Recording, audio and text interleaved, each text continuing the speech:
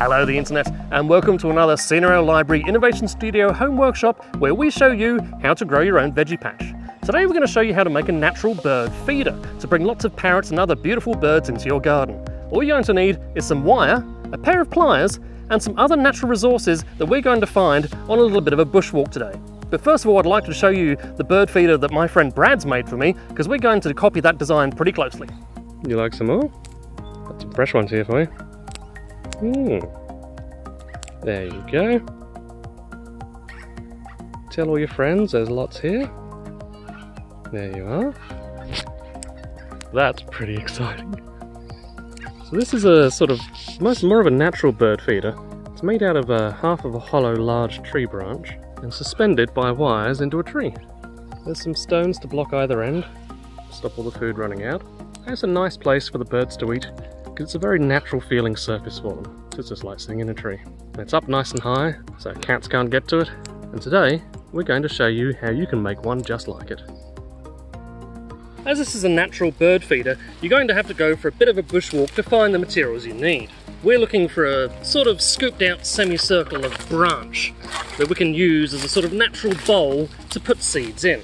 Now this sort of thing's quite good. Look at that, that's fantastic. It's a little bit tight.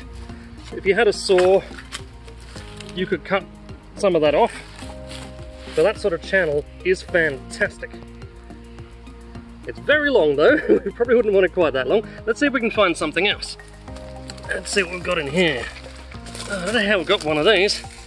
That's pretty interesting. You could use something like this. This comes from a palm tree. Might have a bit of trouble blocking up the sides to stop the seeds falling out, but that makes a very good natural bowl. I like that. Still, we might be able to find something better. Let's see what we've got. We've got some frogs around here with the sounds of that. Okay. Now this is pretty good. This has probably come from someone splitting wood, actually, by the looks of this. That is absolutely perfect. Look at that.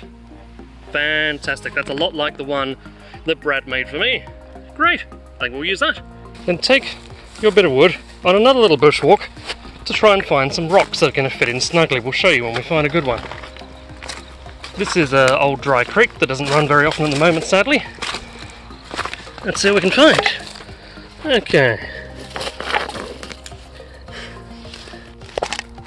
Not bad. That works pretty well down this end. And that's not too bad. Let's see. That works pretty well down this end too. That's not bad, but I'll see if I can find a better one because there's a bit of a gap there.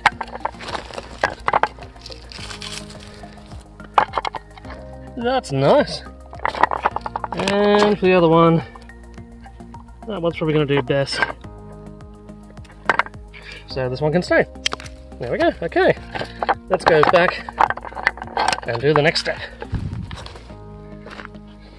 We've got our wood, we've got our rocks. Now the idea is we're going to put a rock at either end of the wood. And when the birds feed, that's going to stop them knocking too much of the feed out of the sides, which they will do if we don't do this. And how we're going to hold that in place is with wire. We're going to wrap wire around here so it's on either side of the rock, holding it firmly in place. Do the same with this rock. And then we'll use that with the rest of our wire to connect it together and hang it from a tree. Pretty simple. Let's get to it. Okay, get your rock so it's fairly snug in the bottom. That's not too bad. You want as little gap as possible. It's never going to be perfect unless you've got real lucky with your rock. And just hold it in place. And then get your wire. What you're going to do is get the wire underneath, bring your wire down like that. And then make sure it's nice and tight. Do the same on the other side. So you've basically imprisoned it. Now you might want to wrap the wire around a few times. Make sure it's nice and tight. We don't want the rock slipping out. You can even bend your wire down a little bit. So I'm just going to wrap that around a few times. Flip it upside down. Trim your wire off using your pliers. And then get the two pieces. Just bend them around a little bit. Just like that. Then get your pliers and do the rest. You just sort of grab and spin, just as if this was your hands. And it'll tighten it up beautifully. There we go. Spin, spin, spin.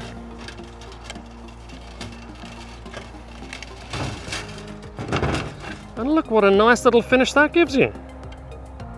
Great. And then just snip off the excess there. That is going to be held in place beautifully. That's not coming out. Now, I'm going to put another one here. That's looking great. Fantastic. No rock is going to fall on our heads or anything like that. So next we need to get some wire and get it from either end of these bits of wire we already have up to the middle, and then we're going to hang it from the tree. Okay, so get your length of wire. Put it under the stone, one of the stones, and bring it up like that. We're going to twist that together just like we were twisting before. But we're not going to cut this piece this time. We're just going to twist this on. So do a little twist with your hand first, just to get it in place.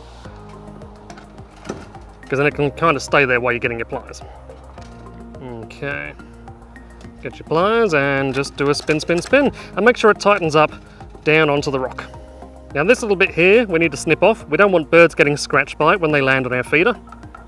Make sure you trim it with your pliers nice and close to the edge of the wire. So as little as sticking out as possible.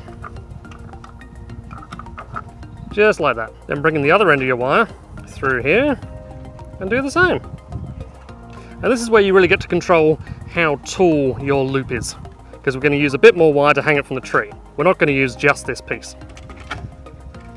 There we go. I want mine about this tall, so I'll have a little bit of excess to snip off, but that's okay. Spin it around by hand as before, just a little bit. And then get your pliers to do a real good job of it. I'm going to snip mine off first so this doesn't whack me in the face. Just down to length a little bit. There we go. And grab it with your pliers. Give it a spin. Until it's nice and tight and you've done a few twists so it's never going to come undone.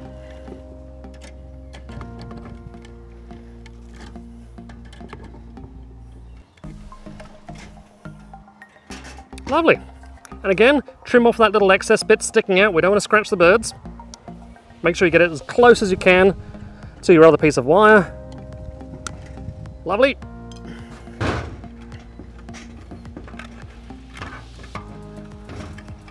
Fantastic. Let's go hang it in the tree. Get your wire, wrap it over just a couple of times. Stop it slipping around quite so much on the branch. It'll stay much more in place like that. Just bend it in a little bit. Grab your bird feeder.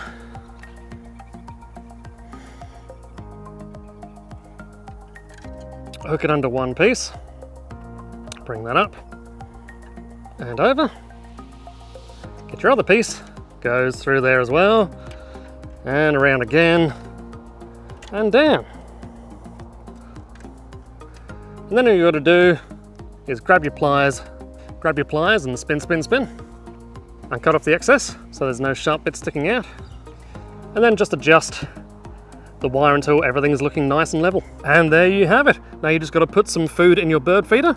I've got some sesame seeds here, the birds really love that. Or you can put in pieces of apple, that goes down really well with the parrots as well, and the galahs, and the sulphur-crested cockatoos, and whatever else you've got flying around your place.